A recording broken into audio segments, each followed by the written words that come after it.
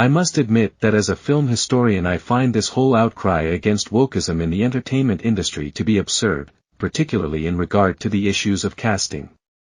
People act as if it's a new thing, but there are precedents that paved the way for the current wave. Consider the intellectual property Amos and Andy. It was a wildly popular radio show from 1928 to 1960, and its creators/stars were two white actors. The actors were entirely beloved throughout the decades and, my gosh, they even appeared in a film as the character.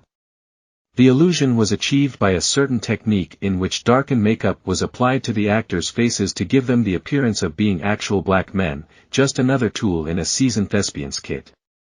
Despite this, when the franchise went to television in 1951, actual black actors were hired to play the roles. This was stunt casting, pure and simple, and the first significant public display of so-called wokeism within the entertainment industry. One might argue, and I certainly do, vigorously so, that not only was the casting some form of leftist stunt, it also deprived white actors work. In fact, it effectively dismissed white actors from jobs they had held for decades in favor of woke policies. My pointing this out has nothing to do with racism, mind you. It has to do with precedent and fairness and a profound misunderstanding of the art of acting.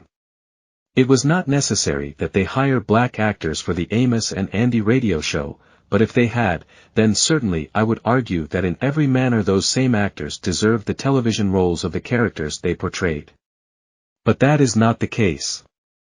Any thinking person can decipher that. Woke stunts like that also point to a lack of imagination and experimentation. It limits the possibilities. Are we now no longer allowed to speculate on what casting a white actor might have brought to roles like Shaft or Blackula? Can we not talk about the different insights a white actor could bring to such biographical roles as Harriet Tubman or Martin Luther King?